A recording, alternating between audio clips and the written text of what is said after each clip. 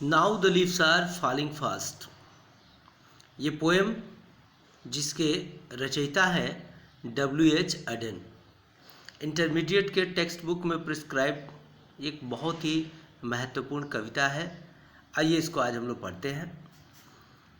इसके टाइटल के ऊपर बहुत से विद्यार्थियों को कन्फ्यूजन रहता है, तो आइए पहले उस कन्फ्यूजन को दूर कर लिया जाए। Now the leaves are falling fast, इसका शाब्दिक अर्थ हुआ अब पत्तियां तेजी से गिर रही हैं या पत्तियां तेजी से झड़ रही हैं। यहाँ पर इसका साहित्यिक अर्थ कुछ और है। लिव्स लिव्स जिसका मतलब शाब्दिक अर्थ होता है एक तरीके से पत्तियां, और फॉलिंग फास्ट का मतलब होता है तेजी से गिरना या तेजी से झड़ना।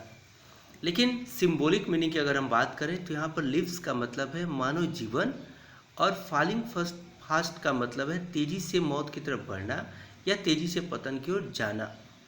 तो अब इस पोएम का साहित्यिक अर्थ आप भली भांति समझ पा रहे होंगे। अब मानव जीवन तेजी से मौत की ओर बढ़ रहा है, या अब मानव जीवन तेजी से पतन की ओर अग्रसर है। पहला स्टेंजा है इस पोएम का। Now the leaves are falling fast, nurses flowers will not last, nurses to the graves are gone and the prams go rolling on. इसका मतलब हुआ अब ये मानव जीवन तेजी से मौत की ओर अग्रसर है। जैसा कि टाइटल में हमने इस पहले लाइन का अर्थ आपको बताया है।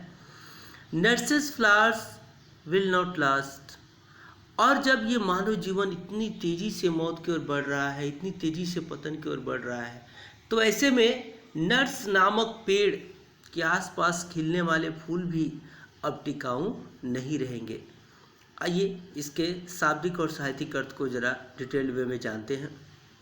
नर्स एक सपोर्टिंग ट्री होता है, और उस पेड़ के आसपास कुछ फूल खिलते हैं, उस पेड़ के ऊपर भी कुछ फूल खिलते हैं।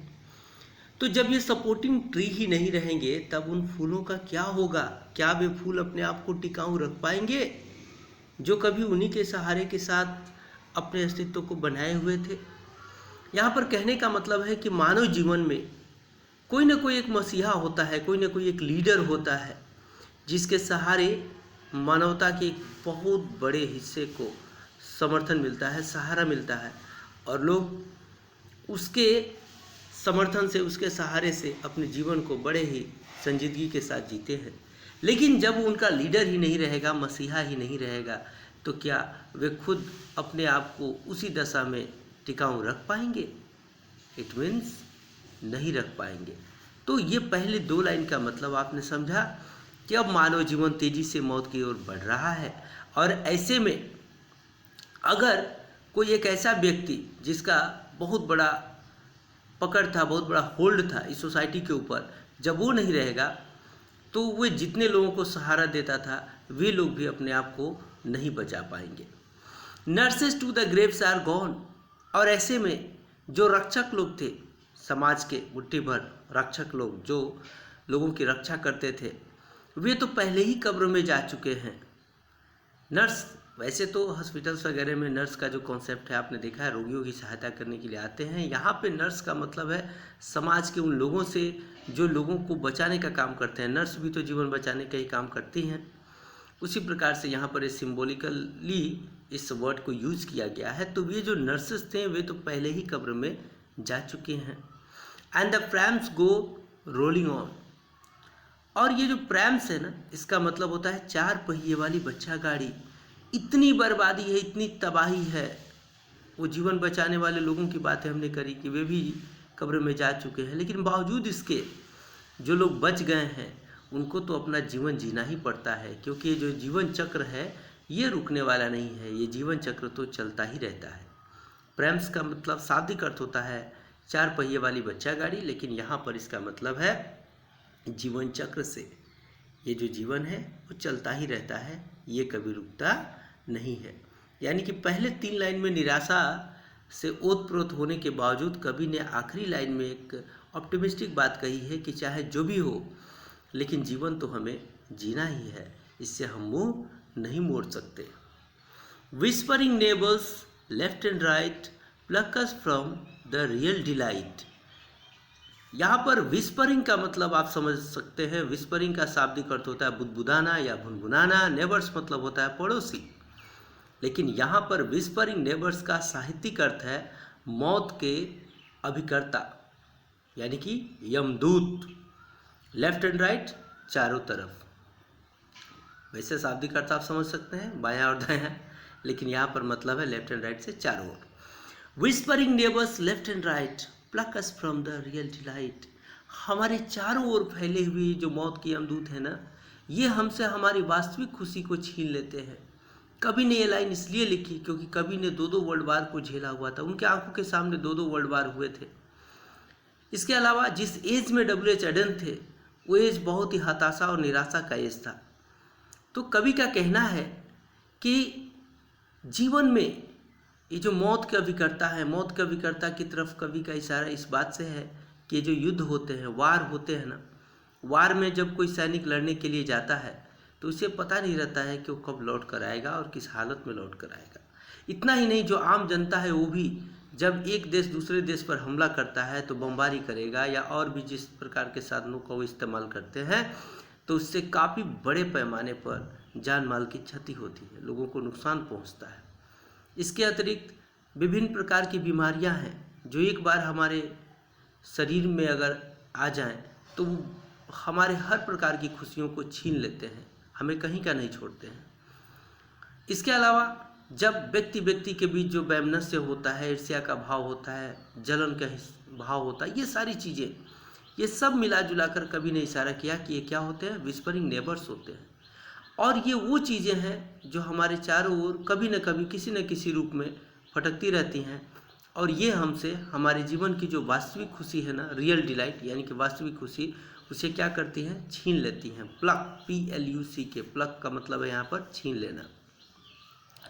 And the active hands must freeze lonely on the separate knees.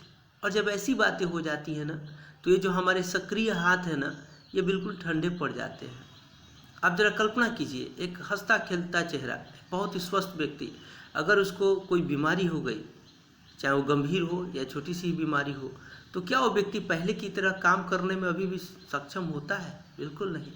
और वे हाथ जिनसे वो बहुत बड़े बड़े कार्यों को अंजाम देता था, उसके हाथ बिल्कुल एक तरह से ठंडे पड़ जाते हैं, फ्रीज हो जाते हैं। Lonely on the separate knees. और इतना ही नहीं, व्यक्ति जब तक स्वस्थ रहता है, एक्टिव रहता है, सभी लोग उसके आसपास होते हैं, लेकिन जिस दिन व्यक्ति बीमार पड़ जाता है, लोग औपचारिकता बस उसके पास जाते हैं, उसका हालचाल पूछते हैं और फिर अपने कार्यों में लग जाते हैं। और ऐसे में वो व्यक्ति अपने आप में सिमट के रह जाता है, पूरी तरीके से अलग थलग पड़ जाता है। Lonely on the separate needs, इस लाइन का साहित्यिक अर्थ है अपने आप में अलग थलग पड़ जाना, अपने आप में सिमट के रह जाना। तो पहले दो पैराग्राफ में आपने देखा कि पोएट ने किस तरीके से सिंबॉलिकल वे में, सांकेतिक तरीके से चीज़ों को स्पष्ट किया कि ये मानव जीवन तेज़ी से किस प्रकार मौत की ओर बढ़ रहा है, और जो नर्सेस फ्लावर्स हैं अब वो भी नहीं टिकाऊ रहेंगे क्योंकि उनको सहारा देने वाला अब कोई नहीं रहा। और वे नर्सेस जो मानव समुदाय को बचाने का कार्य करते थे, वे पहले ही कब्र में जा चुके हैं, लेकिन ये मानव जो जीवन है वो तो चलता ही रहता है। लेकिन इस मानव जीवन के चलते रहने में समस्याएं क्या है कि हमारे चारों तरफ मौत के अभिकर्ता आसपास उमड़ते रहते हैं और ये हमारे जीवन से हमारे वास्तविक खुशी को छीन लेते हैं, और ऐसे में हमारे सक्रिय हाथ ठंडे पड़ जाते हैं और हम अपने आप में सिमट के रह जाते हैं, हमारे आसपास कोई नहीं दिखाई देता। Dead in hundreds at the back follow wooden in our track. ये पोएट का ये मानना है कि जब कोई महामारी आती है, जैसे आजकल कोरोना महामारी से हम लोग जूझ रहे हैं, आप आए दिन टेलीविज़न पे देखते हैं कि बहुत बड़ी संख्या में मौतें हो रही हैं, लोगों को दफनाने की भी जगह नहीं मिल रही है, लोगों को श्मशान घाट ले जाया जा रहा है, वहाँ भी बहुत तरह की समस्याएं आ रही हैं।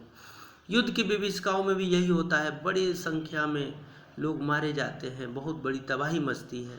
तो वहीं का सीन है जब कवि कहते हैं कि dead in hundreds at the back. मनुष्य आगे बढ़ता है, पीछे देखता है अपने, तो पता चलता है कि सैकड़ों की संख्या में डेड बॉडीज आ रही हैं। Follow wooden in our track, यहाँ पर वुडन का मतलब है लकड़ी के ताबूत में उन डेड बॉडीज को रख कर हमारे पथों पर, हमारे रास्तों पर लाया जा रहा है। Arms raise stiffly to reprove in false attitudes of love. और ऐसा लगता है कि वो व्यक्ति तो मर गए, लेकिन वे हाथ उठाकर बहुत ही सख्ती से हमें डांट रहे हैं, फटकार रहे हैं। किस लिए? इन फॉल्स एटीट्यूड्स ऑफ लव, जो हम प्रेम का एक झूठा दृष्टिकोण दुनिया के सामने रखते हैं ना, इसके लिए। देखिए, डेड बॉडी जो है वो कभी बोलती नहीं, वो हाथ कैसे उठा सकती है और वो कैसे डांट सकती है, लेकिन जो मनुष्य जीवित रह जाते हैं उनको ऐसा लगता ज़रूर है कि जीते जी तो हमने इनके लिए कुछ नहीं किया, और ऐसा प्रतीत होता है कि वे तो मर गए, लेकिन उनके आत्मा हमें धिक्कार रही है कि तुमने जो प्रेम का झूठा दृष्टिकोण दुनिया के सामने रखा, ये बिल्कुल भी उचित नहीं था। Starving through the leafless woods, trolls run scolding for their food, and the nightingale is dumb, and the angel will not come. देखिए बच्चों, यहाँ पर कहने का मतलब ये है, ट्रॉल्स जो वर्ड आया है ना, इससे आप मेन इस चीज़ को समझिएगा। मेन बात यहीं पे है। ट्रॉल्स का मतलब होता है दरिंदे, समाज के वे लोग जो खुद कुछ नहीं करते हैं और न ही दूसरों को कुछ करने के लिए प्रोत्साहित करते हैं, बल्कि दूसरों को लूटने का काम करते हैं। देखिए, इन्हीं के बारे में लाइन है, starving through the leafless would. ये भूखे प्यासे हैं और इधर उधर भटक रहे हैं। कैसे होकर? उन वनों से होकर, उन जंगलों से होकर जो लीफलेस है, जिसमें पत्तियां ही नहीं है। Trolls run scolding for their food, और ये दरिंदे अपने भोजन की तलाश में लोगों को डांट रहे हैं, फटकार रहे हैं। कहने का मतलब ये हुआ कि ये जो दरिंदे होते हैं ना, वे अगर लूटते भी हैं तो किनको लूटते हैं? उनको लूटते हैं जिनके पास खुद बहुत कुछ नहीं है, क्योंकि अमीरों के पास तो जाएंगे नहीं, इनकी इतने औकात नहीं। तो वे उन सामान्य जनमानस को लूटने का काम करते हैं जो अपने मेहनत और पसीने की कमाई से कुछ इकट्ठा करके रखते हैं, और उनके संपदा को लूटते हैं अपनी खुशियों की पूर्ति के लिए। And the Nightingale is dumb, और ऐसे में पता चलता है कि जो नाइटिंगेल है, नाइटिंगेल का वैसे शाब्दिक अर्थ बुलबुल होता है, लेकिन यहाँ पर नाइटिंगेल का मतलब है सज्जन लोग। सज्जन लोग वे डम, गूंगे और बहरे बने रहते हैं, न कुछ बोलते हैं और न ही उसके खिलाफ रिएक्ट कर पाते हैं। इन दरिंदों के खिलाफ वे भी आवाज़ नहीं उठाते। And the angel will not come. Angel हमने इसलिए कहा क्योंकि यहाँ पर एंगल लिखा है। एंगल का मतलब तो एक तरीके से यहाँ पर कह सकते हैं कि एक विशेष दृष्टिकोण से है, लेकिन होना चाहिए ऐसा लोगों को लगता है, हमें भी लगता है कि यहाँ पर शायद एंजल वर्ड अगर होता तो ये मीनिंग ज़्यादा अच्छे से निकल पाती, और उसका तब ये अर्थ निकलता कि and the angel will not come. और हालात इतने बुरे हैं कि अब कोई देवदूत भी नहीं आएगा। यानी कि मानवता इतनी अपने आप में स्वार्थी हो चुकी है कि इस मानवता को ठीक करने के लिए अब ऐसा प्रतीत होता है कि कोई देवदूत भी नहीं आएंगे। जैसे कि आपको पता है कि जब धरती पर जब जब अत्याचार बढ़ता है तो कोई ना कोई ईश्वरीय अवतार होता है और मानव को उससे मुक्ति मिलती है। लेकिन अब की बार पोएट इतने हताश है कि उनको लगता है कि अब इस हालात से बचाने के लिए कोई आने वाला नहीं है। Cold impossible ahead, lifts the mountains lovely head. कह रहे हैं कभी कि वो देखिए, वो दूरी पर स्थित वो ठंडी पहाड़ की चोटियाँ, वो पर्वत श्रृंखलाएँ, whose white waterfall could bless, जिनके झरने ऐसा लगता है कि वो आशीर्वाद देते हैं ट्रेवलर्स, पथिकों को, इन देयर लास्ट स्ट्रेस, उनकी अंतिम यात्रा में।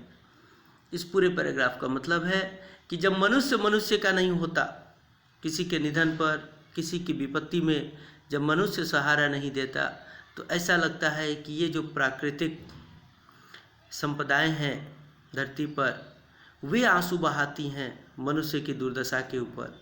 और जब मनुष्य अपने अंतिम यात्रा में जा रहा होता है, यानी कि मृत्यु के समय, तो ऐसा लगता है कि मनुष्य अपने आँखों से आंसू बहाए न बहाए, लेकिन ये जो प्राकृतिक झरने हैं, इनके आँखों से झरझर आंसू बहते हैं और वो एक तरीके से उनकी आत्मा की शांति के लिए आशीर्वाद देते हैं। तो इस प्रकार से बच्चों, ये पोएम थी now the leaves are falling fast, composed by W.H. Auden. उम्मीद करते हैं पोएम आपको समझ में आई होगी। धन्यवाद।